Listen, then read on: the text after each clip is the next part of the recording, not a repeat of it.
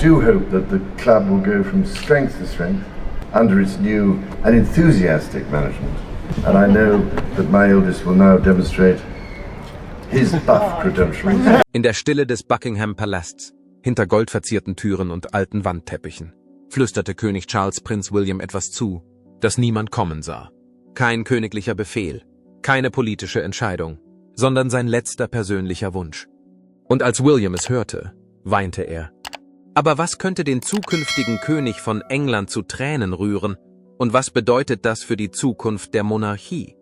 Bevor wir alles verraten, kommentieren Sie bitte unten, denken Sie, dass die Monarchie ihre Traditionen mit der nächsten Generation ändern sollte? Geben Sie 1 für Ja oder 0 für Nein ein. Wir wollen hören, was Sie denken. Ein neues Kapitel für King Charles. Am 8. September 2022 nahm das Leben von Charles eine endgültige Wendung. Nach dem Tod seiner geliebten Mutter, Königin Elizabeth II, übernimmt er endlich das Amt, auf das er sein Leben lang gewartet hat. Charles wurde der älteste Inhaber der britischen Monarchie in der Geschichte, als er im Alter von 73 Jahren den Thron bestieg. Vor ihm hielt König Wilhelm IV. den Rekord, der 1830 im Alter von 64 Jahren den Thron bestieg. Charles hatte sein ganzes Leben darauf gewartet, den Thron zu besteigen, was ihm die Ehre einbrachte, der dienstälteste Thronfolger in der britischen Geschichte zu sein. Am darauffolgenden Tag, dem 9. September, hielt Karl seine erste Rede als König, die von Menschen aus dem ganzen Land und der ganzen Welt aufmerksam verfolgt wurde und sehr emotional war. In seiner Ansprache sprach er liebevoll über das lebenslange Engagement seiner Mutter für ihr Volk. In einer rührenden Erklärung ernannte Charles auch seinen Sohn William zum neuen Prinzen von Wales, ein Titel, der die Zukunft der Monarchie vorhersagt. Der nächste Tag war ein weiterer historischer Moment, der Thronfolgekongress, bei dem Charles offiziell zum König gekrönt wurde zum ersten Mal live im Fernsehen übertragen. Königin Camilla, Prinz William, Premierministerin Liz Truss und 6 frühere Premierminister standen an seiner Seite, während Millionen von Menschen aus der ganzen Welt zusahen. Im gesamten Vereinigten Königreich und in Ländern, die mit der Monarchie verbunden sind, wie Kanada, Australien und Neuseeland, wurde die Proklamation des neuen Königs öffentlich verlesen. Charles machte von Anfang an klar, dass er auf eine andere Art und Weise zu führen beabsichtigte. Im Juli 2023 traf er eine entscheidende Entscheidung über die Einnahmen aus den britischen Offshore-Windturbinen. Charles schlug vor, einen größeren Teil der überschüssigen Mittel für die Bevölkerung zu verwenden, anstatt sie für die königliche Familie einzubehalten. Der Rest soll für den Unterhalt des Landes verwendet werden, wobei nur 12% für die königlichen Kosten reserviert sind. In seiner Eigenschaft als König vertritt Charles Großbritannien auch international. Der erste offizielle Staatsbesuch seiner Regentschaft fand im November 2022 statt, als er und Königin Camilla den südafrikanischen Präsidenten Cyril Ramaphosa empfingen. Bei seinem Besuch in Deutschland im darauffolgenden Jahr war Charles der erste britische König, der vor dem deutschen Parlament sprach. Bald darauf hielt er eine weitere bedeutsame Rede vor dem französischen Senat. Im Oktober reiste Charles nachdenklich nach Kenia, einem Land mit einer komplexen Vergangenheit, die auf die britische Besatzung zurückzuführen ist. Bei einem feierlichen Abendessen sprach er über die schreckliche Geschichte und bezeichnete das Blutvergießen als entsetzlich und ungerechtfertigt. Auch wenn er sich nicht förmlich entschuldigte, waren seine Äußerungen eindringlich und zeigten, dass ein Monarch bereit war, sich den harten Realitäten zu stellen. Die frühen Jahre von König Karl waren voll von bedeutenden Ereignissen, leidenschaftlichen Reden und kühnen Entscheidungen. Bei all dem zeigte er, dass Mitgefühl, Mut und Veränderungen immer willkommen sind, insbesondere in einer traditionsreichen Institution wie der Monarchie. Für den Monarchen und die Menschen, die er regierte, war es der Beginn einer neuen Ära. Trotz alledem war seine Regierungszeit die kürzeste in der britischen Geschichte. Warum ist das so? Was würde die Zeit nach all den Jahren des Wartens verkürzen? Gehen wir der Sache nach. Der stille Kampf von König Karl mit der Krankheit. Das Leben von König Karl nahm im Januar 2024 eine unerwartete Wendung. Er musste sich wegen eines Gesundheitsproblems in die Londoner Klinik begeben, um eine vergrößerte Prostata operieren zu lassen. Obwohl es sich glücklicherweise nicht um einen schwerwiegenden Vorfall handelte, musste er einige seiner offiziellen Aufgaben vorübergehend aussetzen. Obwohl alle davon ausgingen, dass er sich schnell erholen würde, entdeckten die Ärzte während der Therapie eine andere Art von Krebs, die nichts mit seiner Prostata zu tun hatte. Der König und seine Familie waren von dieser Nachricht erschüttert. Selbst die stärksten Seelen fühlen sich in solchen Momenten belastet. König Karl blieb jedoch optimistisch, wie es seinem Charakter entsprach. Er nahm seine lebenswichtigen Verpflichtungen so gut wie möglich wahr und brachte seine Gesundheit mit den Pflichten eines Königs in Einklang. Obwohl die Ärzte ihm rieten, sich auszuruhen. Königin Camilla vertrat ihn in dieser schwierigen Zeit freundlicherweise bei wichtigen Funktionen. Sie trug die königlichen Geschenke mit Liebe und Eleganz und nahm an der königlichen Maundy-Zeremonie in der Kathedrale von Worcester sowie an der Zeremonie zum Commonwealth Day in der Westminster Abbey teil. Als König Charles im März dem Ostergottesdienst in der St. George's Chapel in Windsor beiwohnte, war die George's Chapel im März teilnahm, waren alle begeistert. Durch seine Anwesenheit fühlten sich alle, die ihn sahen, besser, da er kraftvoll und glücklich wirkte.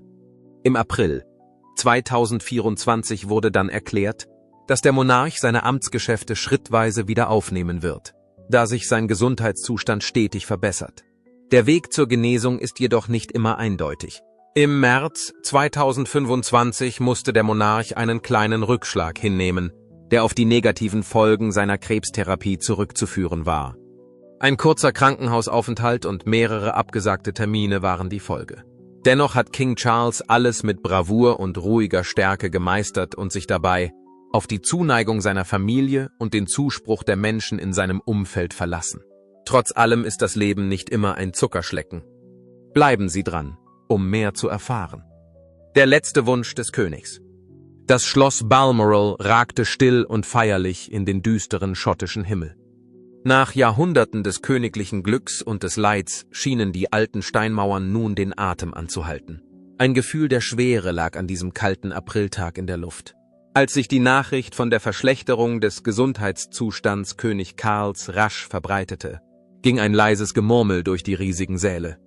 Jeder im Schloss hatte das Gefühl, dass etwas Bedeutendes geschehen würde. Und was zuvor nur ein geflüstertes Gerücht gewesen war, schien nun sichere Realität zu sein. König Karl, einst ein starker Mann mit einem freundlichen Lächeln, hatte sich verwandelt. Er war abgemagert und erschöpft von seiner Krankheit. Ein Geist des Mannes, an den sich alle erinnerten. Diejenigen, die ihm am nächsten standen, sahen mit Sorge, wie jeder Tag ein wenig mehr von ihm zu rauben schien. Und die Therapien, die ihm helfen sollten, hatten viel von seiner Vitalität eingebüßt. Unter 4 Augen bestätigte eine dem Königshaus nahestehende Quelle, dass heute jeder Augenblick wertvoll zu sein schien. Der Kampf war nicht nur ein Kampf gegen die Krankheit, sondern auch gegen die Zeit. Besorgnis durchzog jeden Winkel von Balmoral. Die Zukunft des Landes und der königlichen Familie war jetzt wichtiger als die Gesundheit des Königs. Die Last, über das Schicksal der Monarchie zu entscheiden, lastete auf ihnen und machte die entscheidenden Gespräche angespannt. Bevor die Dinge zu weit gingen, musste eine Entscheidung getroffen werden. Und zwar schnell. Prinzessin Anne, die für ihre Tapferkeit und Hingabe bekannt war, wurde mit einer Aufgabe betraut, die inmitten dieser angespannten Stille immer auf ihrem Herzen lasten würde. Sie wurde gebeten, den letzten Wunsch des Königs zu erfüllen, da sie die vertrauenswürdigste von allen war. Es war eine Botschaft, die lange bestehende Bräuche umstoßen und starke Gefühle in der Familie hervorrufen würde. Große Bilder früherer Könige und Königinnen blickten von den Wänden herab, als sich der Hofstaat in der großen Halle versammelte. Mit Ausnahme des Knisterns eines fernen Feuers und des sanften Prasselns des Regens an den hohen Fenstern herrschte bei den Beratern, engen Freunden und Palastangestellten Stille. Prinzessin Anne machte einen Schritt nach vorne. Ihre Stimme zitterte und ihr Gesicht wurde bleich. Nach einer Pause, in der sie tief einatmete, trug sie die letzte Bitte des Königs vor. Während sie sprach, hielt der Raum den Atem an. Prinzessin Catherine sollte nach dem Willen von König Charles gleichberechtigt mit Prinz William als Königin-Gemahlin bezeichnet werden. Die Entscheidung widersprach der langjährigen Tradition der Monarchie und war gewagt und unerwartet. Auf den Gesichtern aller Anwesenden war eine Mischung aus Erstaunen, Verwirrung und stiller Verwunderung zu sehen. Das Ereignis gewann durch den sich verschlechternden Gesundheitszustand des Königs an Bedeutung, der allen bewusst machte, wie schnell sich die Geschichte und das Leben ändern können. Diese Äußerungen belasteten Prinzessin Anne sehr. Später, In einem privaten Moment sagte sie zu einem Freund, dass es ihr so vorkomme, als ob der Kern der Geschichte ihrer Familie direkt vor ihren Augen neu geschrieben werde. Der Abschiedswunsch des Königs enthielt trotz der Melancholie, die im Palast herrschte, ein zartes Versprechen für die Zukunft. Es ging um Liebe, Optimismus und den Mut, sich in einer Welt, die sich ständig verändert, anzupassen. Allen Anwesenden war klar, dass nach diesem Tag in den alten Steinmauern nichts mehr so sein würde wie zuvor. Warum sollte Charles anstelle seiner schönen Frau, Prinzessin Anne, seinen letzten Wunsch erfüllen? Wie sah das Leben von Prinzessin Anne aus? Und wer ist sie? Wir wollen es herausfinden. Das Leben und die Anmut von Prinzessin Anne. Gleich nach ihrer Mutter und ihrem älteren Bruder Charles stand Prinzessin Anne bei ihrer Geburt an 3. Stelle in der Thronfolge. Nachdem ihre Mutter Königin Elizabeth II wurde und ihr Großvater 1952 starb, als Anne gerade 2 Jahre alt war, wurde Anne die 2. in der Thronfolge. Anne blieb ein einzigartiges und geschätztes Mitglied der königlichen Familie, obwohl im Laufe der Jahre mehrere weitere königliche Babys zur Welt kamen. Als kleines Kind wurde Anne von ihrer Gouvernante, Catherine Peebles, im Buckingham Palace betreut. Anne und ihre Brüder Charles, Andrew und Edward wurden von Catherine betreut, die sie auch unterrichtete und sie aus Schwierigkeiten heraushielt. Obwohl Anne zu jung war, um bei der Krönung ihrer Mutter 1953 dabei zu sein, konnte sie den Zauber des Augenblicks miterleben. Die First Buckingham Palace Company wurde speziell für Anne gegründet, als sie 9 Jahre alt war. Wie ihre Mutter und ihre Tante Margaret es getan hatten, als sie noch jünger waren, konnte Anne mit anderen Mädchen in ihrem Alter in Kontakt treten und an unterhaltsamen Aktivitäten teilnehmen. Die Gruppe blieb bis zu Annes Abreise ins Internat im Jahr 1963 zusammen. Anne begann ihre Ausbildung an der renommierten Internatsschule Benenden Institution. Vor ihrem Abschluss im Jahr 1968 arbeitete sie hart und erwarb 2 A-Levels und 6 GCE-O-Levels. Im Alter von 18 Jahren nahm Prinzessin Anne offiziell ihre königlichen Pflichten auf. Eine Position, die sie ihr ganzes Leben lang mit Würde und Rücksichtnahme ausübte. Pferde waren schon immer eines von Annes größten Hobbys. Sie entwickelte sich zu einer hervorragenden Reiterin und nimmt heute mit Stolz an Wettkämpfen in der ganzen Welt teil. 1976 nahm sie als erstes britisches Königshaus an den Olympischen Spielen teil und schrieb damit Geschichte. Darüber hinaus nahm sie 1975 2 Silbermedaillen und 1971 eine Goldmedaille von den Europameisterschaften im Vielseitigkeitsreiten mit nach Hause. Anne wurde für ihr Können und ihre Leidenschaft für den Sport sehr bewundert. Prinzessin Anne hat ihr ganzes Leben lang ein großes Engagement im Dienste der Menschen gezeigt.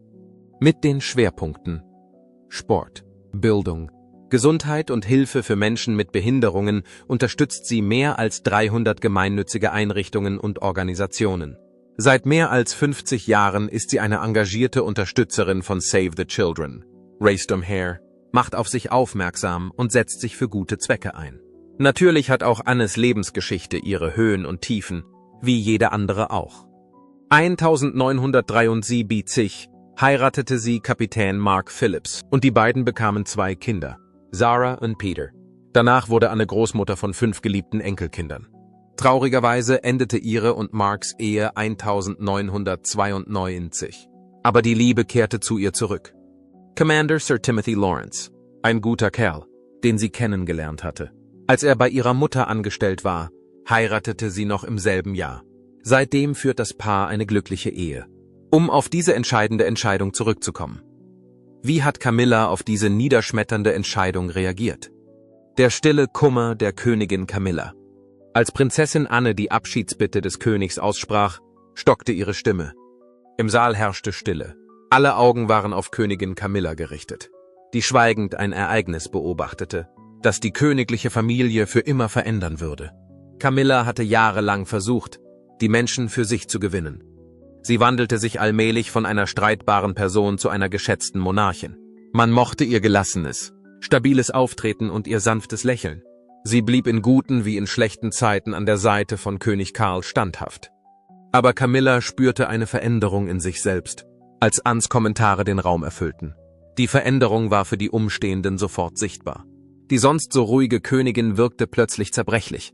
Ihre einst hellen und ruhigen Augen schienen von Trauer getrübt zu sein. Alice, wofür sie gekämpft hatte, schien ihr in diesem Moment zu entgleiten. Der König traf eine unerwartete Entscheidung. Die Tradition war nicht das Einzige, was gebrochen wurde. Es hatte eine tiefe emotionale Wirkung auf Camilla. Öffentliches Ansehen und Titel waren irrelevant. Es ging um die Jahre der stillen Aufopferung, der Liebe und des Engagements.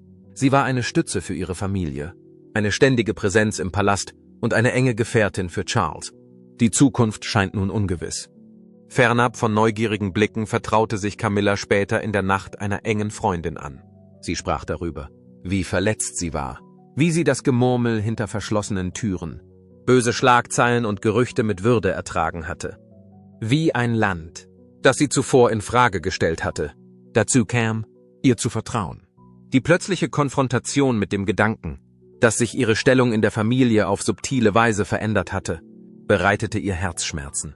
Doch Camilla war an Schwierigkeiten gewöhnt. Zuvor hatte sie Hurricanes mit Leichtigkeit überstanden. Sie verfasste einen Brief an sich selbst, als sie an diesem Abend allein saß. Sie sprach darüber, dass Veränderungen ein natürlicher Bestandteil des Lebens sind. Die königliche Familie musste Maßnahmen ergreifen. Sie musste sich an die veränderte Umgebung anpassen. Dennoch war es schmerzhaft, die Dinge, von denen sie geträumt hatte, zurückzulassen. Ihre Ausführungen waren anmutig und ehrlich. Sie trauerte um das Erbe, das sie auf subtile Weise in ihrem Herzen kultiviert hatte, um das Leben, das sie geschaffen hatte, und um die Zukunft, die sie sich vorgestellt hatte. Dennoch legte Camilla trotz ihrer Trauer ein Gelübde ab. Weiter voranzukommen, weiter zu helfen, weiter ein Leuchtturm der Hoffnung zu sein in einer Welt, die manchmal unsicher schien. In den nächsten Tagen schien Königin Camilla nicht verärgert zu sein. Sie sprach freundlich mit ihren Mitmenschen, stand dort, wo es von ihr verlangt wurde, und lächelte, wenn es von ihr erwartet wurde. Doch wer sie gut kannte, konnte die ruhige Stärke hinter ihren Augen erkennen. Eine Frau, die auch diesen Sturm überstehen würde, wie sie schon viele andere überstanden hatte. Eine Frage, die sich immer wieder stellte, war, was war der nächste Schritt? Wie reagierten die anderen Mitglieder der königlichen Familie auf diese Bitte? In Balmoral wurde der Wandel herbeigeflüstert. Die Luft war dick von unausgesprochenen Ängsten und leisem, gehetztem Geplapper in den stillen Korridoren von Schloss Balmoral. Was als unkompliziertes Familientreffen begann, hat sich zu einem bedrückenden und beunruhigenden Tag entwickelt. Sobald die Nachricht von König Charles' schlechtem Gesundheitszustand die Runde machte, waren die königliche Familie und ihre engsten Berater besorgt. Überall sahen sich die Menschen schweigend an. Ihre Gesichter waren von Sorge gezeichnet. Jahrhunderte königlicher Geschichte schienen auf den alten Steinmauern zu lasten, die nun eine unerwartete Wendung zu nehmen drohten. In dem Versuch, inmitten dieses Leids etwas Trost zu finden, zogen sich mehrere Familienmitglieder diskret in abgelegene Bereiche des Anwesens zurück. Alle kämpften mit ihren innersten Gefühlen. Ihre Emotionen schwankten zwischen der Angst vor der Zukunft und der Verbundenheit mit der Vergangenheit. Ein Mitarbeiter sah Prinzessin Anne an einem großen Fenster in einem schwach beleuchteten Flur stehen. Sie blickte auf das kühle, düstere schottische Hochland und suchte Trost in der Pracht ihres geliebten Landes. Dort versammelte sich eine Gruppe von Beratern und königlichen Verwandten in einem privaten Raum. Sie führten ernste, sehr besorgte Gespräche. In gedämpftem Ton erörterten die Anwälte die möglichen Auswirkungen von König Karls letztem Wunsch auf den Fortbestand der königlichen Sitten. Sie sagten, dass derartige Änderungen die Grundfesten der Monarchie verändern könnten und einer umfassenden Zustimmung bedürfen würden. Die Entscheidung des Königs wurde von vielen Anwesenden als mutig und tragisch zugleich empfunden. Sie war ein deutliches Zeichen dafür, dass er selbst in seinen letzten Tagen eine mächtigere und modernere Monarchie hinterlassen wollte. Er legte seine Hoffnungen für die Zukunft in die Hände von Prinzessin Catherine, indem er ihr eine bedeutendere Rolle zuwies. Diese kühne Aktion versprach nicht nur einen Neuanfang, sondern berührte auch die Menschen, die schweigend mit ansehen mussten, wie sich ihre Welt veränderte.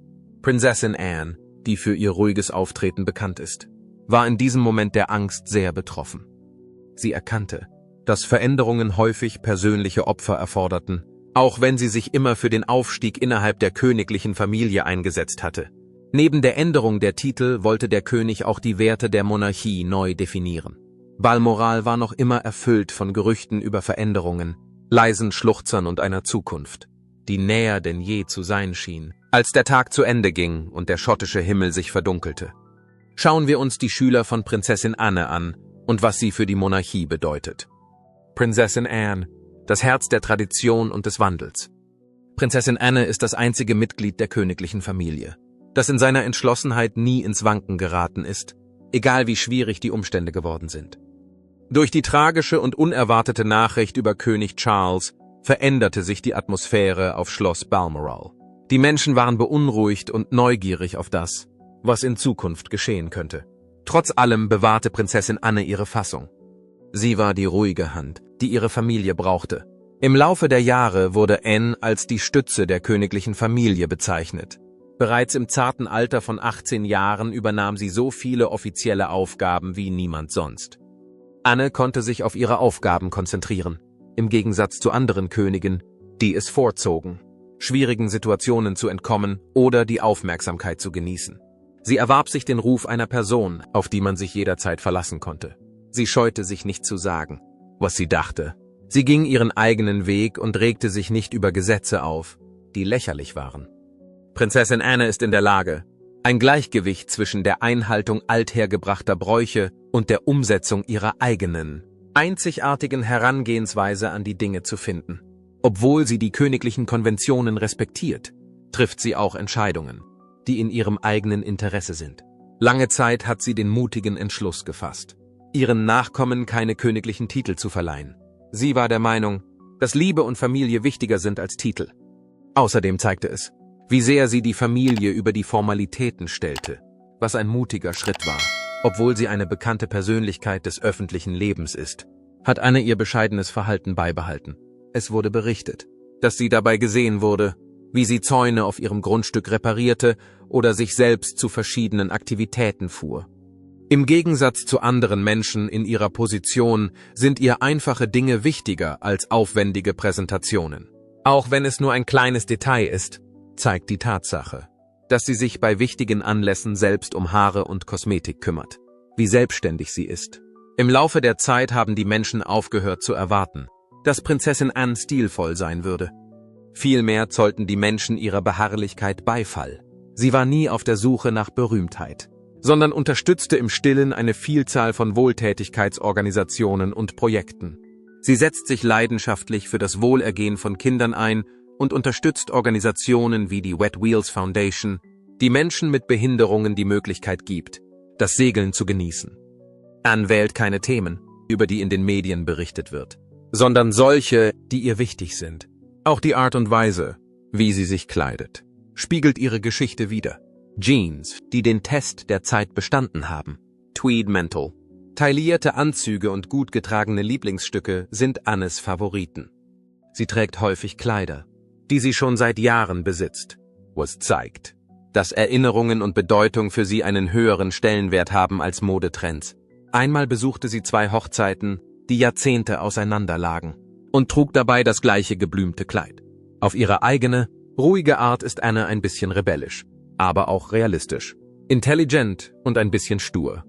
Ihre Leidenschaft für Pferde und die Natur zeigt sich in allem, was sie tut, denn sie liebt beides. Sie trägt bequeme Schuhe, Mäntel, die für ausgedehnte Wanderungen geeignet sind, und Schmuck, der nicht zu kompliziert ist. Trotzdem lässt sie es sich nicht nehmen, ihrer Kleidung einen Hauch von Eleganz zu verleihen, sei es durch eine einzigartige Brosche oder eine einfache Mütze, um den Traditionen, die ihr wichtig sind, zu huldigen. Nach der Proklamation der Monarchin versammelte Prinzessin Anne erneut ihre Berater. Die Botschaft, die sie vermittelte, lautet, dass es wichtig sei, die Vergangenheit zu respektieren und gleichzeitig mit offenem Geist und frischen Ideen nach vorne zu blicken. Gleichzeitig erinnerte sie alle daran, dass die Geschichte uns große Lehren erteilen kann, und betonte die Bedeutung der Zukunft. Um Raum für Veränderungen zu schaffen, werden die alten Methoden beibehalten. Warum hat sich König Karl für diesen Weg entschieden? Jede einzelne Entscheidung ist im Bereich des Königtums von Bedeutung. Es geht um mehr als nur um Vorschriften. Die Vergangenheit, die Familie und die Zukunft sind hier von Bedeutung. Die Neugierde der Menschen in aller Welt war groß, als König Karl seinen letzten überraschenden Antrag stellte. Wie konnte ein Monarch, der so sehr an althergebrachten Bräuchen festhielt, plötzlich beschließen, Eine so gewagte und unerwartete Richtung einzuschlagen? König Karl hatte sich in all den Jahren immer königlich verhalten. Er hatte eine tiefe Ehrfurcht vor den Traditionen, die von Generation zu Generation weitergegeben worden waren. Andererseits gibt es viele, die der Meinung sind, dass er keine Angst vor dem Machtverlust hatte.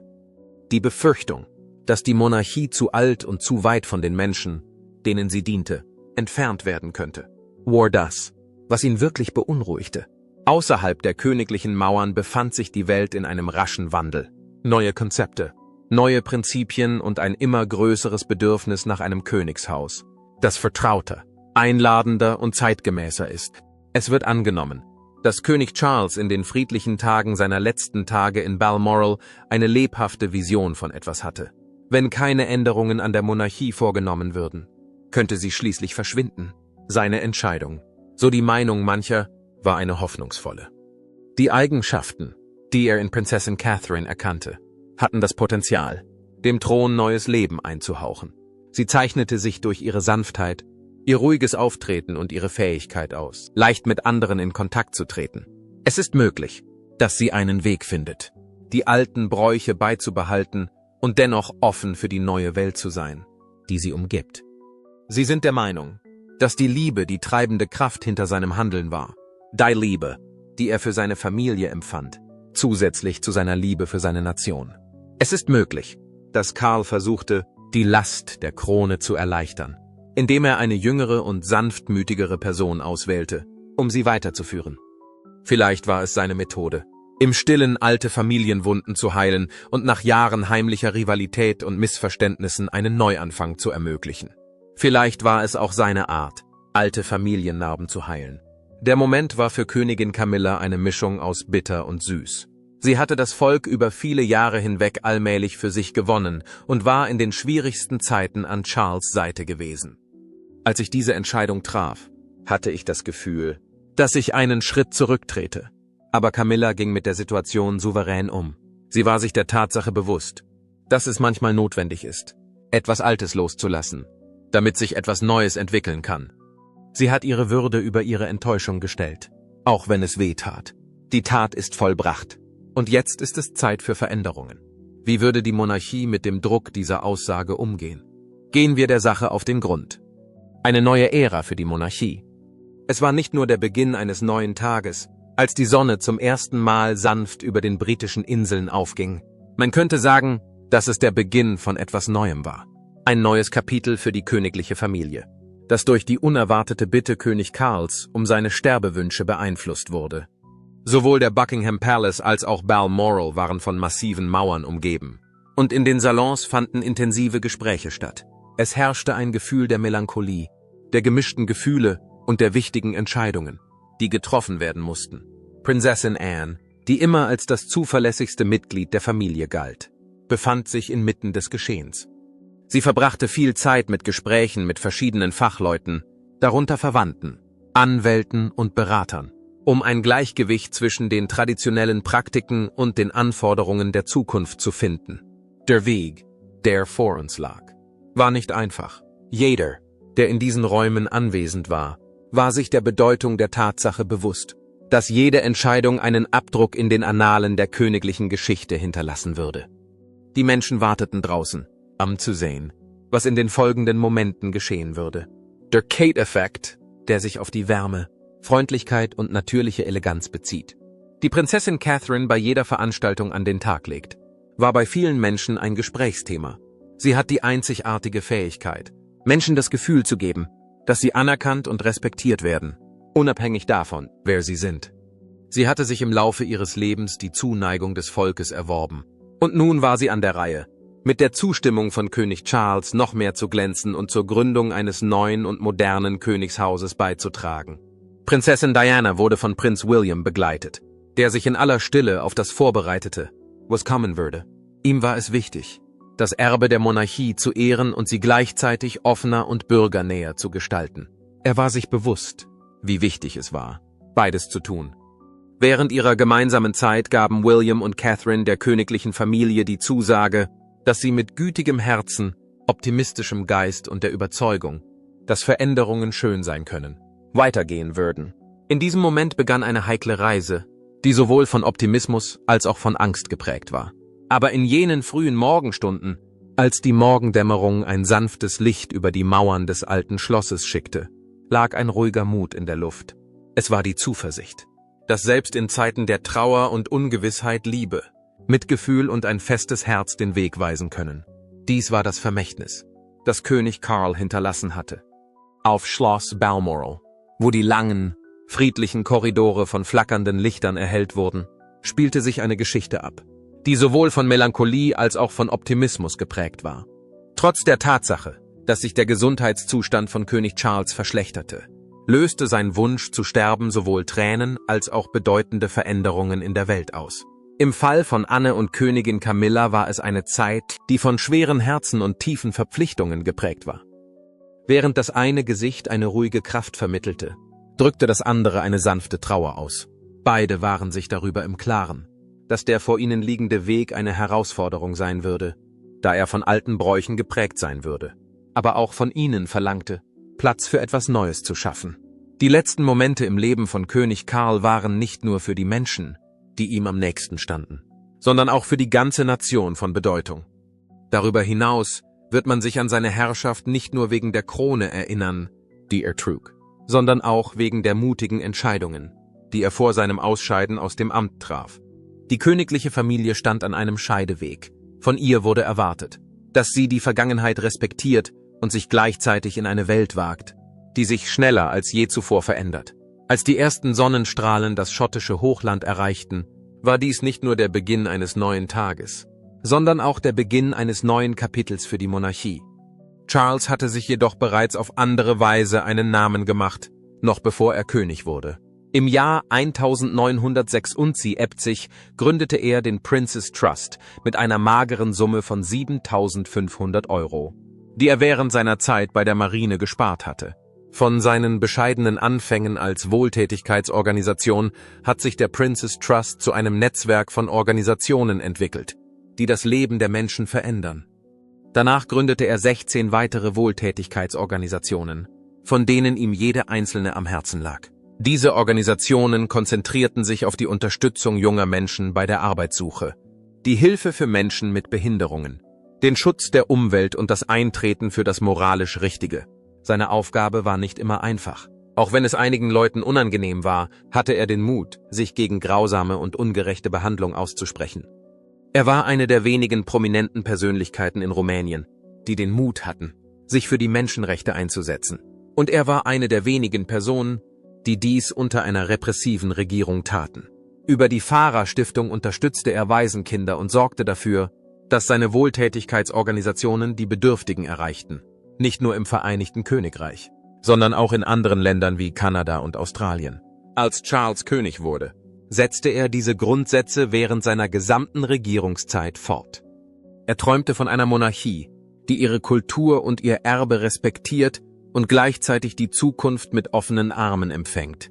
Dies spiegelte sich in seinen letzten Wünschen wider, bei denen es nicht nur um Titel und Orte ging, sondern auch um Hoffnung, Freiheit und Veränderung. Es war eine Botschaft an seine Familie, dass sie sich nicht von Dingen trennen sollte, die nicht mehr zu ihnen passen, sondern an den Dingen festhalten sollte, die ihnen wichtig sind.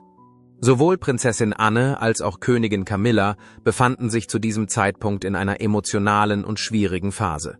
Sie trugen sowohl Trauer als auch Verantwortung in sich und waren sich bewusst, dass die Entscheidungen, die sie in diesem Moment trafen, die königliche Familie über viele Jahre hinweg prägen würden. Die Monarchie, die auf eine jahrhundertelange Geschichte zurückblicken konnte, musste eine Methode finden, um ihre Macht und Bedeutung in der heutigen Welt zu erhalten. Als die Sonne höher am Himmel stand und Licht in die alten Gemächer von Balmoral fiel, wurde deutlich, dass das Vermächtnis von König Karl nicht vergessen werden würde. Seine großzügigen Taten und mutigen Entscheidungen würden nicht nur in den Annalen der Geschichte erhalten bleiben, sondern auch in den Herzen und Händen derer, die seine Mission fortsetzen. Es war eine Zeit der Trauer, ohne Zweifel, aber auch eine Zeit, in der man mit ruhiger Hoffnung nach vorne blicken konnte, denn schließlich war es das, woran König Karl glaubte. Eine Welt, in der die Liebe zu den Menschen und zur Tradition eine bessere Zukunft gestalten kann und in der Mitgefühl, Mut und Veränderung gleichzeitig Hand in Hand gehen können. Was denken Sie? Sollte William Harry die Hand reichen, ja oder nein? Schreiben Sie Ihre Meinung in die Kommentare. Danke fürs Zuschauen. Und denken Sie daran, Geschichte wird geschrieben. Ein königlicher Moment nach dem anderen. Bevor Sie loslegen, klicken Sie bitte auf das Video auf Ihrem Bildschirm.